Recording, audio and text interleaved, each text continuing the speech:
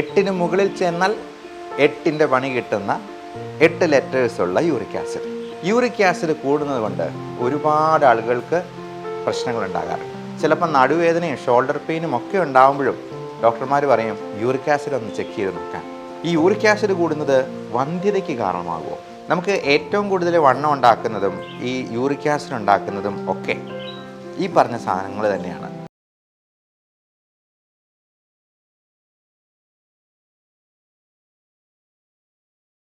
Uric acid 8 ലെറ്റേഴ്സുള്ള English വാക്ക്.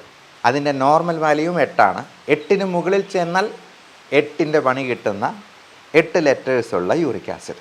Uric acid കൂടുന്നത് കൊണ്ട് ഒരുപാട് ആളുകൾക്ക് പ്രശ്നങ്ങൾ ഉണ്ടാകാറുണ്ട്. അത് മുട്ടുവേദന, കാലുവേദന, നീര് കെട്ടി നിൽക്കുക, ഗൗട്ട് എന്ന് പറയുന്ന പ്രത്യേക പ്രശ്നം ഉണ്ടാക്കുക, കാൽപാദങ്ങളിലൊക്കെ ജോയിൻറ്റ്സ് ഒന്നും മടങ്ങുകയില്ലാത്തതുപോലുള്ള പ്രശ്നങ്ങൾ ഉണ്ടാക്കുക, ചിലപ്പോൾ നടുവേദനയും ഷോൾഡർ പെയിനും ഒക്കെ ഉണ്ടാകുമ്പോഴും ഡോക്ടർമാർ പറയും യൂറിക് ആസിഡ് ഒന്ന് ചെക്ക് ചെയ്ത് നോക്കാൻ.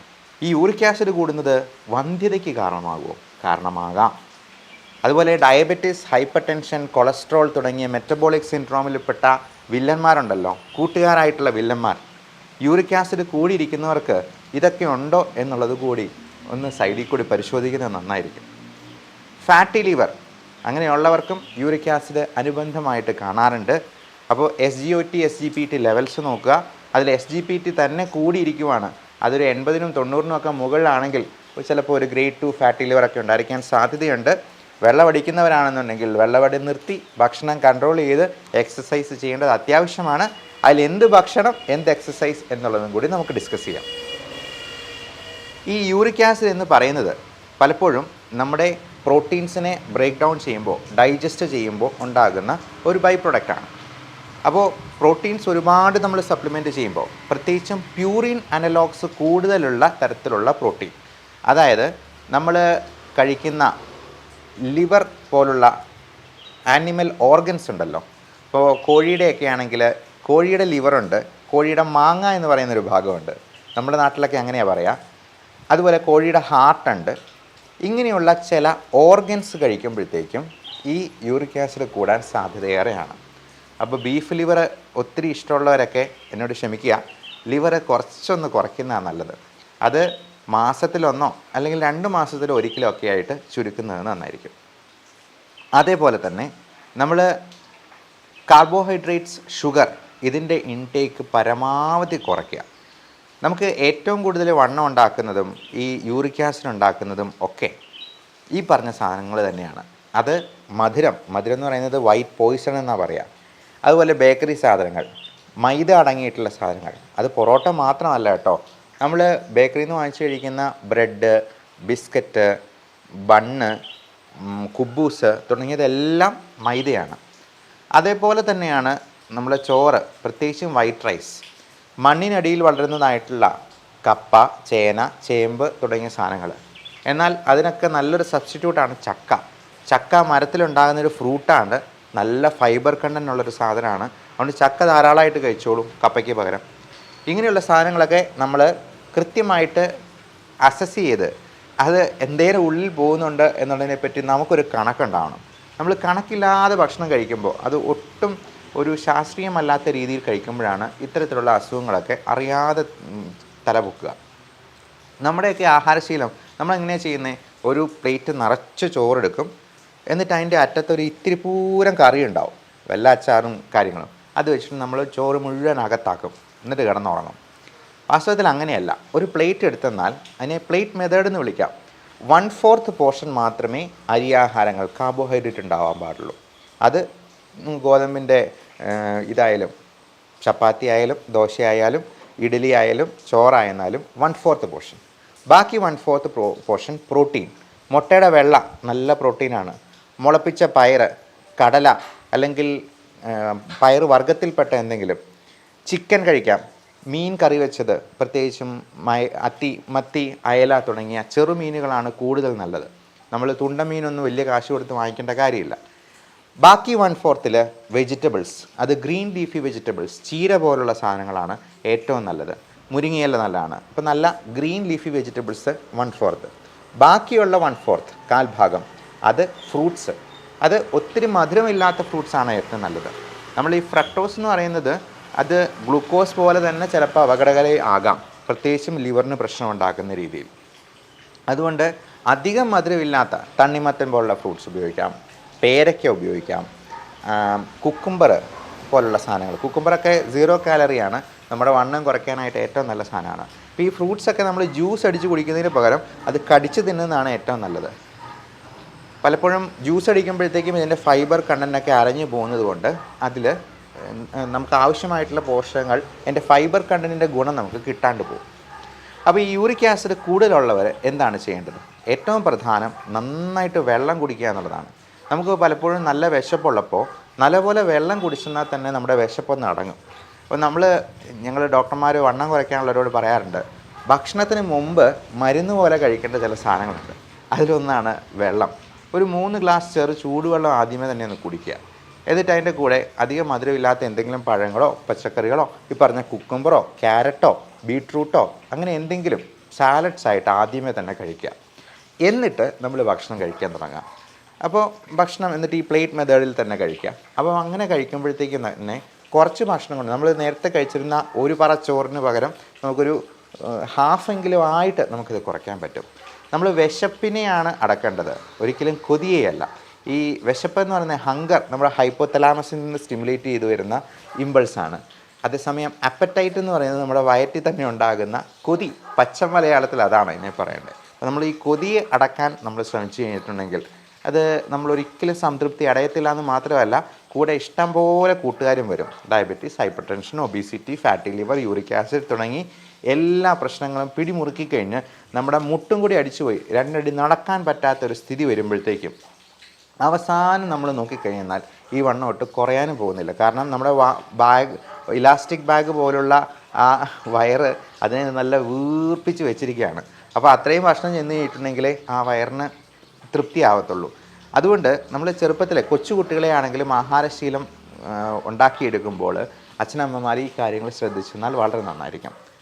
പിന്നെ യൂറിക് ആസിഡിൽ നമുക്ക് ശ്രദ്ധിക്കാവുന്ന കാര്യം, ഈ 3 അല്ലെങ്കിൽ 4 ലിറ്ററെങ്കിലും വെള്ളം കുടിക്കുക. പലപ്പോഴും നമ്മൾ ഈ സമയത്ത് വെള്ളം കുടിക്കുന്നതിൻ്റെ കാര്യം മറന്നു പോകും. അപ്പോൾ 1 ലിറ്റർ കുപ്പി എടുത്ത് വെച്ചിട്ട് അതിലൊരു 3 പ്രാവശ്യമെങ്കിലും നിറച്ച് കുടിക്കുന്നുണ്ടെന്നുള്ളത് ഉറപ്പ് വരുത്തണം. ഇപ്പോൾ യൂറിക് ആസിഡിൻ്റെ ഈ ക്രിസ്റ്റൽസൊക്കെ കൂടി ചേർന്ന് വേണമെങ്കിൽ കിഡ്നി സ്റ്റോൺ വരെ ഉണ്ടാകാം. അപ്പോൾ ചെറിയ കിഡ്നി സ്റ്റോൺ, അതൊരു 7 മില്ലിമീറ്റർ സൈസ് വരെയുള്ള കിഡ്നി സ്റ്റോൺ മൂത്രത്തിലൂടെ അങ്ങ് ഫ്ലഷ് തെറാപ്പി എന്ന് പറയുന്നത്, നല്ലപോലെ വെള്ളം കുടിച്ചത് ഫ്ലഷ് ചെയ്ത് അങ്ങ് കളയാം നമുക്ക്. കാരണം നമ്മുടെ യൂറീറ്ററിൻ്റെ മൂത്രനാളിയുടെ ഡയമീറ്റർ എന്ന് പറഞ്ഞാൽ 7 മില്ലിമീറ്ററാണ്.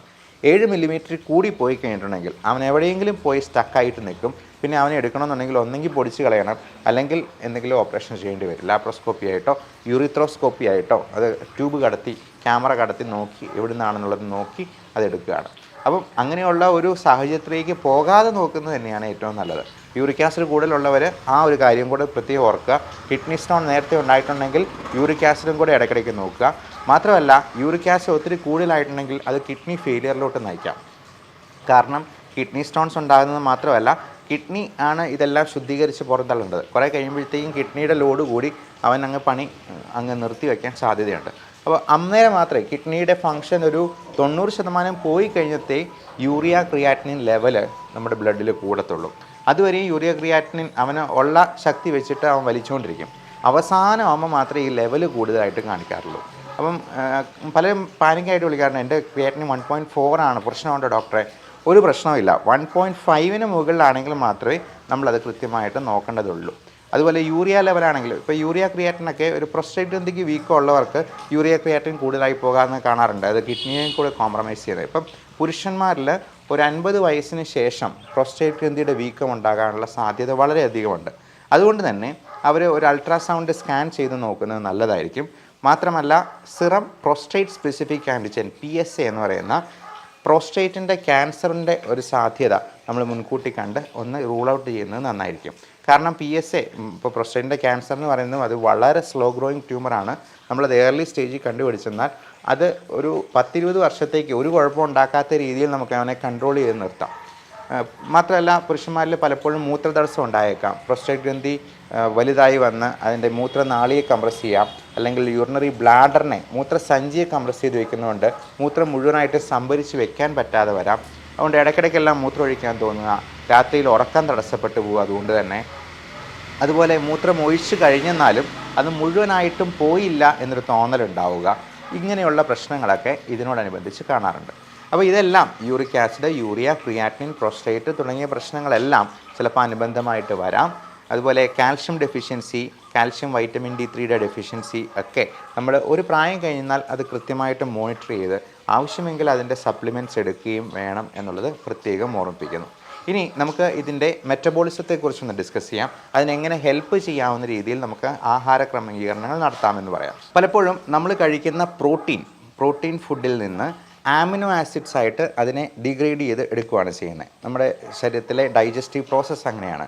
ഈ ആമിനോ ആസിഡ്സിൽ നിന്ന് പ്യൂറിൻസ് എന്ന് പറയുന്ന ഒരു കോമ്പൗണ്ട് ഉണ്ടാകും, അതിനെ വിഘടിച്ചുണ്ടാകുന്നത്. ഈ പ്യൂറിൻസ് ആണ് പിന്നീട് യൂറിക് ആസിഡായിട്ട് മാറുകയും കിഡ്നീസാണ് അതിനെ എലിമിനേറ്റ് ചെയ്ത് കളയുകയും ചെയ്യുന്നത്.